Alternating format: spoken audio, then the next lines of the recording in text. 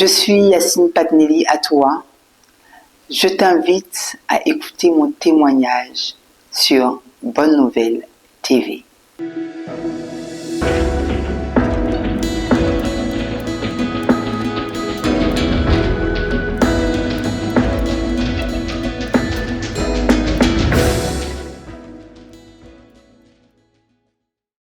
Je suis née dans une famille chrétienne, mais la partie où je me souviens, en tout cas, où je retrouve ma mémoire, c'est à mes 8 ans. À mes 8 ans, je me rappelle que ma mère allait à l'église protestante. Donc, ayant grandi avec ma mère, puisque mon père avait 3 femmes, 3 maisons différentes. Et donc, moi, je vivais avec ma mère et avec mes frères et sœurs. Et je me rappelle que chaque dimanche, on devait s'habiller très bien, de belles robes, et on pouvait aller à l'église. Je me rappelle aussi qu'arrivé à l'église, il y avait l'école du dimanche, où il y avait les enfants et tout ça. Donc, je me rappelle surtout des cantiques, des chants. Mais je ne vais pas vous dire exactement ce qu'on chantait. Et après ça, je me retrouve chez ma belle-mère, parce que ma mère avait décidé de voyager au Ghana. Et donc après, mes parents ont décidé de m'envoyer en France. Et donc quand mes parents ont décidé de m'envoyer en France, vraiment, ça a été un moment d'incompréhension. Et ma mère m'a envoyé chez mon grand frère. Et j'ai grandi comme ça. Mais en vivant chez mon frère, il n'y avait plus cette atmosphère d'église. Donc j'ai grandi avec mon grand frère. Jusqu'au jour où, à cette époque-là, en tout cas dans ma vie, pour moi, Dieu n'existait pas. Pour moi, en étant jeune, je savais que Dieu, on allait à l'église, mais Dieu est au ciel et moi, je suis sur la terre. Voilà, donc je devais vivre ma vie, bien que je ne comprenais pas grand-chose. Mon grand frère était très violent avec moi. Très violent, c'est-à-dire que c'était quelqu'un de très nerveux. Donc pour un rien, il pouvait s'énerver et me battre. Donc c'était un épisode de ma vie assez douloureux. Jusqu'au jour où, un jour, j'ai voulu me suicider. On habitait au 8e étage et puis je me suis dit, si je saute du 8e étage, je vais mourir. Parce que dans mon cœur, dans le plus profond de mon cœur, pour moi, mes parents m'avaient abandonné. Je ne comprenais pas pourquoi ma mère m'avait laissé chez mon frère. Donc je l'ai vécu vraiment comme un abandon. Et donc c'est comme ça que, en tout cas, j'en ai beaucoup souffert, j'en ai voulu à mes parents. Et surtout à mon père. Et donc j'étais un enfant très malheureux. Et après cette étape-là, mon frère m'a emmené chez ma grande sœur. Et en étant chez ma grande sœur, j'ai connu le père de mes enfants. J'avais 15 ans. Et donc premier rapport, première grossesse. Ah là là là, ma vie c'était une catastrophe. Mais comment je pourrais expliquer à mes parents que je suis enceinte? Comment je peux vivre ça? Sincèrement, j'avais 16 ans, mais dans ma tête, j'étais comme un enfant de 10 ans. Comment expliquer? Comment ça a pu m'arriver? Je ne comprenais rien. Je me sentais seule. Donc je pouvais cacher ma grossesse. J'ai caché ma grossesse jusqu'à 7 mois. Et un jour, ma belle-sœur qui vient rendre visite à ma sœur me voit et elle me dit « Yacine, tu es enceinte ». Sincèrement, j'ai eu peur. J'étais prise de panique. Parce que pour moi, si mes parents apprenaient que j'étais enceinte, déjà qu'ils ne m'aiment pas, mais ils vont complètement me régner. Mais quand elle m'a dit ça ce jour-là, elle a détaché mon ventre. Ah, je vous assure, c'était en même temps comme une libération. Oui, il y avait la peur, mais il y avait le désir, enfin, tout le monde sait, je peux souffler. Mais sincèrement, après ça, je pouvais voir le regard de mes parents, de mes frères et sœurs. Je pouvais voir la tristesse sur les yeux. Mais tu as gâché ta vie. Mais comment tu vas vivre? Comment tu peux t'occuper d'un enfant? Il y a un de mes frères qui me disait, mais comment un enfant peut faire des enfants? Sincèrement, j'avais plus d'espoir. Et ma sœur m'a mise dehors avec mon enfant en plein hiver. Je ne peux pas vous dire que ce jour-là, j'ai crié à Dieu, je ne connaissais pas Dieu. Pour moi, j'étais livrée seule avec mon enfant. Comment vivre? Et c'est comme ça que j'ai été prise en charge par le service social, l'ASE, et l'État français a commencé à me prendre en charge. Et j'ai grandi avec cette colère, cette vengeance. Dans mon cœur, j'en ai voulu à mes parents, à mon père et à ma mère. Parce que tout ça, c'était leur faute. Je me disais que si je vivais avec mes parents, jamais je serais enceinte à l'âge de 16 ans. Jamais je serais aussitôt maman, parce que je n'étais pas prête pour cette vie-là. Et c'est comme ça qu'en grandissant, puisque je n'avais pas d'autorité parentale, donc j'ai décidé de prendre ma vie, de vivre comme je le voulais, comme je l'entendais. Sincèrement, aller en boîte de nuit, pour moi, c'était vivre une vie de liberté. Enfin, je suis dans un monde où on ne me connaît pas. Je suis dans un monde où je ne suis pas maman. Où je suis juste une jeune fille, une belle fille. Et donc, dans le milieu de la nuit, j'étais la personne avec qui tous les hommes voulaient être. Donc c'est comme ça, j'ai vécu une vie complètement de débauche. Mais en tout cas, je me rappelle très bien, à la naissance de mon deuxième enfant, de ma fille, je me suis dit une chose, pour réussir dans la vie, il y a 3 choses que je ne devais pas faire. Je ne devais pas fumer de la cigarette, je ne devais pas fumer de la drogue, et je ne devais jamais me mettre avec un homme marié. Donc pour moi, si j'arrivais à ne pas faire ces 3 choses-là, c'est que j'ai réussi ma vie. Et donc c'est comme ça qu'en grandissant, en tout cas j'avais des amis qui fumaient de la cigarette, je trouvais ça stupide. Mais malgré que dans cette vie de nuit, parce que c'est 2 mondes complètement différents, hein. Il y a le monde de la nuit, il y a le monde du jour. Le monde du jour, ce sont des personnes qui se lèvent chaque matin pour aller travailler, qui travaillaient dur pour gagner de l'argent. Et le monde de la nuit, c'est ces personnes-là qui dorment la journée et la nuit qui font la fête jusqu'au matin. Et je faisais partie de ce monde-là. Mais j'aimais ce monde-là. Parce que dans ce monde-là, waouh, c'est une autre vie, un autre univers. Mais à un moment donné de ma vie, j'ai compris que tu vis dans la prostitution. Et à ce moment-là, ma vie était complètement sombre. Je me rappelle une fois, j'avais effectué un voyage en Guinée équatoriale parce que j'étais avec un homme très riche. Et quand je suis revenue de la Guinée équatoriale, j'ai pleuré pendant 3 jours. Ma vie n'avait pas de sens. Ma vie était complètement dépourvue de sens. Et je suis rentrée en moi-même. Et je me suis dit, Yacine, c'est ça ta vie? Tu vis pour ça? Pour sortir, boire du champagne, sortir avec les hommes? C'est ça ta vie? Regarde-toi, tu as combien d'enfants aujourd'hui? Sincèrement, j'ai pleuré tous les larmes de mon corps. Je ne savais pas qu'en pleurant, je ne sais pas à qui je m'adressais, puisque je ne connaissais pas Dieu. Je ne faisais que pleurer, sans dormir. Et j'étais chez ma sœur et elle m'a dit, mais qu'est-ce que tu as, Yacine? Parce qu'on me connaissait comme une personne très joviale, qui rit, qui aimait danser. Mais pourquoi tu pleures? Elle a vu qu'elle ne pouvait pas me consoler. Et elle m'a dit une chose, Yacine, va voir Laetitia. Laetitia, c'est ma belle-sœur. Va voir Laetitia, elle va à l'église, elle prie. Va la voir, peut-être qu'elle pourra prier pour toi. Pour que tu retrouves ta joie de vivre. Parce que tu as perdu ta joie de vivre. Et donc c'est comme ça que je suis allée voir Laetitia. Et Laetitia m'a parlé de Jésus. Et elle m'a dit qu'elle aussi est passée par des moments difficiles. Quand le père de sa fille est décédé. Et voilà ce que Jésus a fait pour elle. Comment Jésus lui a redonné la joie de vivre. Et je lui ai dit, Laetitia, tu es sûre?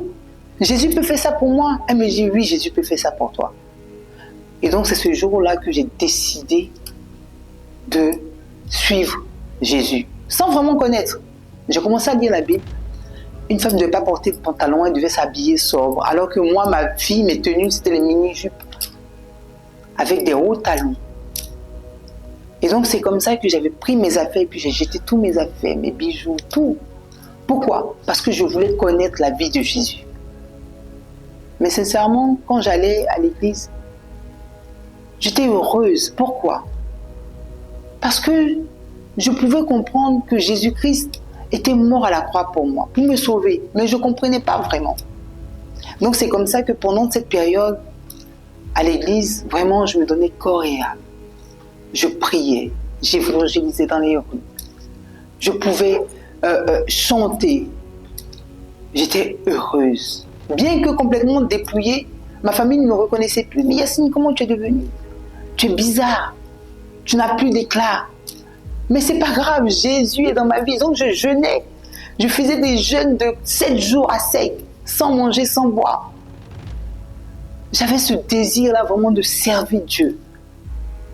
Et donc à l'église, je me rappelle une fois, j'étais vraiment avec mes pasteurs, j'avais un pasteur qui me suivait. Et pendant le moment que le pasteur me suivait, j'avais le désir de mariage. Et donc je suis allée le voir, et puis je lui ai dit, pasteur, je veux me marier. Et puis il m'a dit comme ça, mais avec tes nombreux enfants là, quel homme voudra t'épouser? J'ai été choquée. Il m'a dit, va voir le père de tes enfants, peut-être que lui, c'est lui ton mari. Et donc c'est comme ça que je suis allée voir. J'ai cherché le père de mes enfants puisqu'on n'était plus en contact. Et quand je l'ai retrouvé, on s'est mariés. Je lui ai dit, tu es mon mari. Et on s'est mariés. Mais j'étais malheureuse. Pourquoi? Parce que je n'avais pas d'amour pour lui. J'étais vraiment malheureuse. Tous les soirs, je pleure. J'appelle mon pasteur. Pasteur, je ne crois pas que Dieu qui m'aime peut me donner un homme que je ne peux pas aimer. Il dit, ne t'inquiète pas, Dieu va changer ton cœur. Mais en allant de plus en plus, je voyais que j'étais malheureuse. Donc j'ai fui le foyer. J'ai dit au père de mes enfants que je ne crois pas que je puisse l'aimer. Et donc c'est comme ça que quand j'ai quitté le foyer, sincèrement, je ne croyais plus aux hommes de Dieu. Parce que je dis, un homme de Dieu ne peut pas aller contre la parole de Dieu. Dans mon cœur, si Dieu me donne un mari, c'est qu'il va me donner aussi l'amour pour ce mari-là. Et donc, j'ai abandonné encore une fois de plus l'église. Mais il y a quelque chose vraiment qui m'a touchée aussi dans l'église. C'est le fait que dans cette église-là, on pouvait se dire que l'église nous dépouillait complètement. Il faut acheter la voiture des pasteurs, il faut nourrir les pasteurs, il faut vraiment à tout moment, on pouvait faire 2, 3 quêtes. Je me demande, mais est-ce que Dieu a besoin de notre argent? Tout le temps, il faut payer pour les pasteurs, il faut faire ceci pour les pasteurs. Je me rappelle une fois, on avait cotisé pour acheter une église en France et le pasteur a détourné cet argent-là. Je ne pouvais plus croire aux hommes de Dieu. Vous êtes des menteurs. Donc, puisque les hommes de Dieu sont des menteurs, allez, je retrouve à mon ancienne vie. Alors là, c'était de plus belle encore. Donc, je pouvais vivre, aller en boîte de nuit, boire du champagne, vraiment faire la fête. Jusqu'à un moment où j'ai rencontré le père, mon deuxième mari. Et quand j'ai rencontré sincèrement, je me suis dit, j'avais besoin de sauveur. Sincèrement, dans mon cœur, j'avais besoin de quelqu'un qui vienne me sauver. Et cette personne-là m'a dit une chose, Yacine, je vais te rassembler, toi et tes enfants. Waouh! Je pouvais dire enfin, voici mon sauveur. C'est comme ça qu'on a commencé à vivre ensemble, à se marier, on a eu des enfants. Donc il m'a dit comme ça, si on doit se marier, je devais me convertir à l'islam. Moi, il n'y avait pas d'intérêt, il n'y avait pas de problème pour moi, puisque en vérité, dans mon cœur aussi, je cherchais où était Dieu. Dans quelle religion je pouvais trouver le véritable Dieu. Et un jour, en écoutant un imam, il a parlé de Issa, de Jésus qui va revenir chercher les siens. Je me dis, mais attends, il y a un truc qui n'est pas normal. Pourquoi les musulmans croient en Mahomet alors qu'on te dit que Jésus va venir? Donc j'ai compris que Jésus était véritablement le sauveur. Donc j'ai arrêté l'islam. J'ai arrêté parce que j'ai trouvé ça comme une mascarade. Comme on vous dit qu'il y a Jésus qui va venir, donc il va ressusciter. Donc vous croyez que Jésus va ressusciter. Non, si Jésus ressuscite, c'est qu'il est plus grand que Mahomet.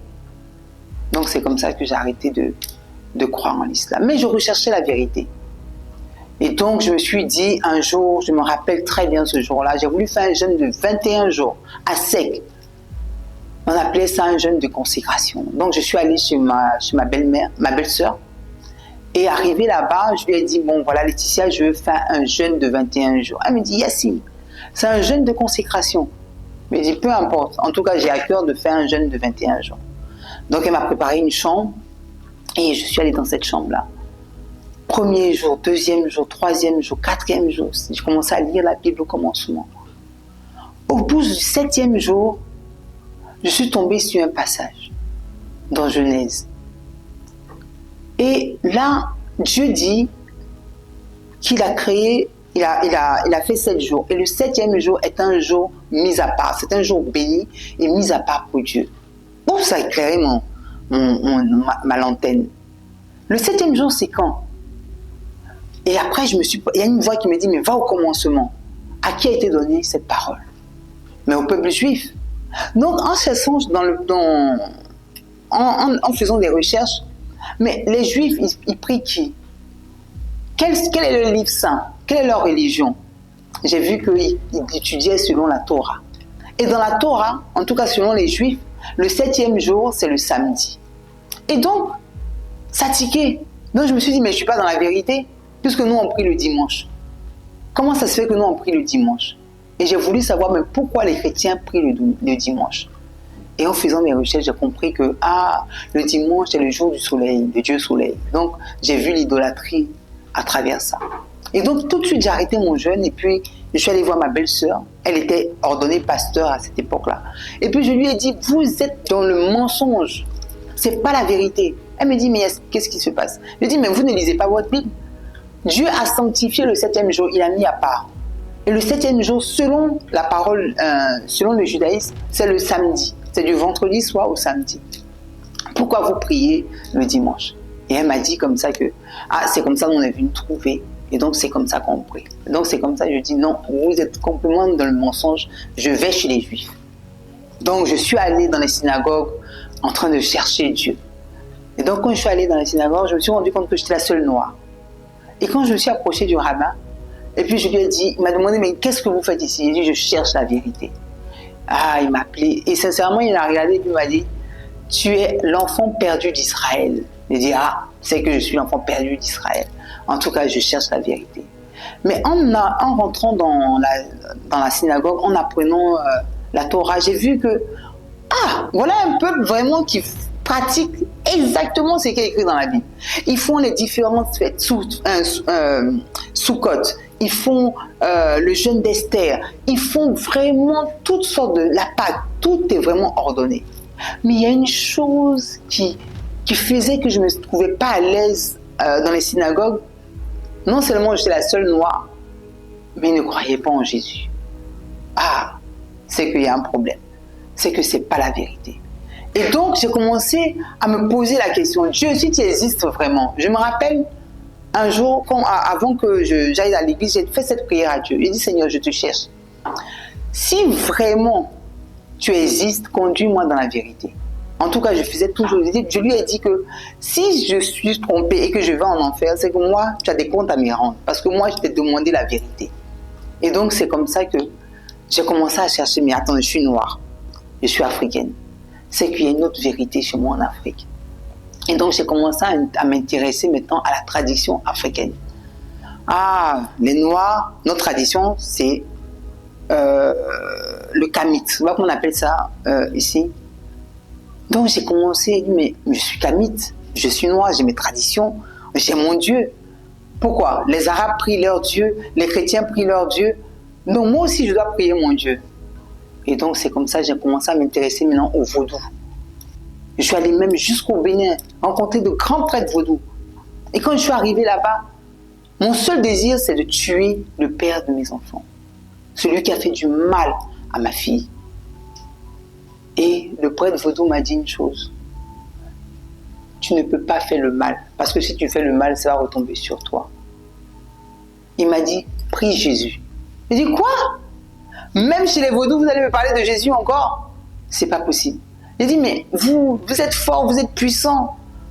Je vois dans les films, puis j'entends que les gens tuent leur mari, les gens tuent leurs enfants. Mais pourquoi moi aussi je veux tuer cet homme-là? Non, Yacine, tu ne peux pas le tuer. Tu ne peux pas faire ça, ça va te retomber dessus.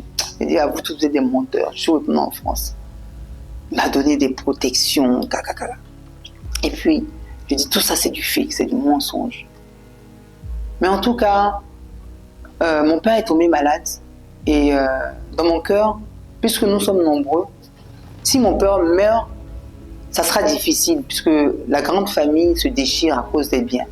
Donc j'ai voulu vraiment connaître tous les biens de mon père pour que toute la famille sache exactement ce que papa avait. Et puis, après, on pourra faire le partage, au cas où papa n'a pas fait son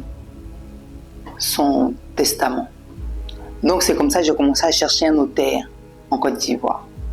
Et puis quand j'ai commencé à chercher un notaire, je suis tombée sur M. Kefa. Donc je l'ai appelé, il était notaire. Ah bonjour monsieur, je vous appelle parce que je veux que vous répertoriez tous les biens de mon père en Côte d'Ivoire. Ok madame, il n'y a pas de problème. Donc c'est comme ça on a échangé. Ah monsieur Kefa, voilà les papiers, les documents et tout. Et puis il m'a demandé une somme, et cette somme-là je ne l'avais pas pour pouvoir faire les enquêtes. Donc je suis retournée en France. Et il y a eu coronavirus. Ah, j'étais encore dans une église de Nigériens. Et là-bas, quand j'ai été là-bas, c'était pareil. L'argent, il faut donner. Si tu veux une bénédiction, il faut donner de l'argent. Si tu veux ceci, il faut donner de l'argent. Si tu veux que Dieu te bénisse, il faut donner de l'argent. J'ai tout fait, mais c'est pas possible. Oui, j'ai compris que je devais chercher Dieu. Là, maintenant, je cherchais Jésus véritablement. Mais quand je suis tombée dans cette église-là, il faut donner de l'argent, il faut donner de l'argent. Après, quand il y a eu le coronavirus, le pasteur a dit, ne prenez pas le vaccin, parce que c'est la puce de 666. Donc, j'avais peur. Alors qu'en ce moment, en France, il fallait faire des vaccins, tout le monde devait être... Le vaccin était obligatoire. Je dis, moi, jamais je vais me vacciner. Ni moi, ni mes enfants. On ne va pas prendre le virus de la puce. Donc, automatiquement, j'ai décidé de rentrer brusquement en Côte d'Ivoire.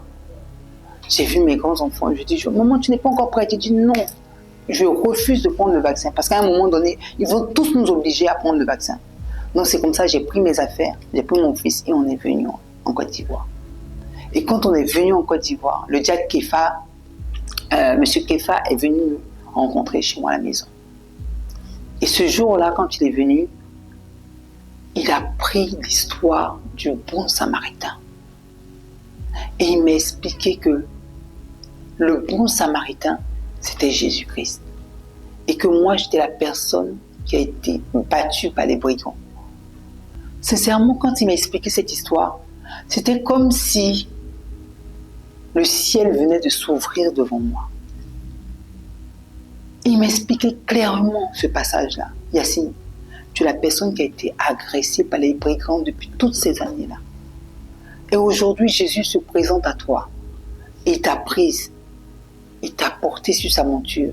Il t'a soigné. Et il t'envoie maintenant vers son hôte.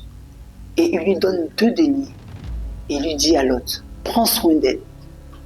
Et quand je reviendrai, tout ce que tu as dépensé, je te rembourserai. Je vous assure que ce jour-là, il y a eu un feu d'artifice dans mon cœur. Waouh!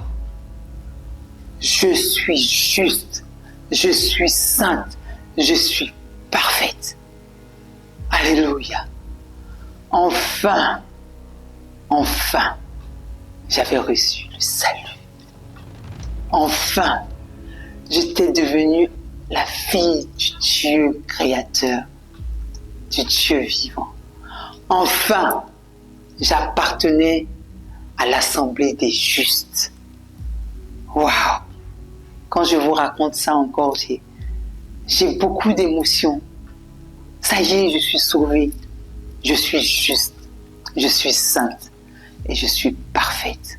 Mon seul désir, c'était de rencontrer l'assemblée des justes, l'église bonne nouvelle de la grâce. Waouh! Alléluia!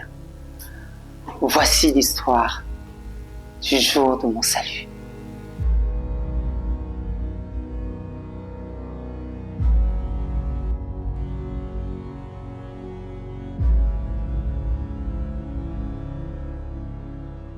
Je m'adresse à toi qui me regarde. En écoutant mon témoignage, je peux savoir que toi aussi, tu es peut-être dans cette situation. Sincèrement, j'ai cru que le bonheur, c'était le matériel. Mais en vivant dans la débauche, En vivant dans les boîtes de nuit, je n'ai jamais rencontré mon sauveur. Au contraire, j'ai rencontré des personnes qui ont abusé de moi. Des personnes qui voulaient juste coucher avec moi. Le monde aujourd'hui peut nous faire croire que je suis belle, je suis intelligente. Donc si je rencontre tel homme, ma vie va changer. C'est faux. Je te le dis que c'est complètement faux. Je peux te dire que si tu rencontres Jésus, véritablement Jésus, si comme moi tu écoutes cet évangile du salut, tu viens rencontrer le serviteur de Dieu à l'église Bonne Nouvelle de la Grâce, il pourra enfin conduire ta vie et t'emmener dans ce pays où coule le lait et le miel. Dieu, dans son amour, nous a donné l'évangile pour que nous soyons non seulement sauvés, mais que nous soyons heureux.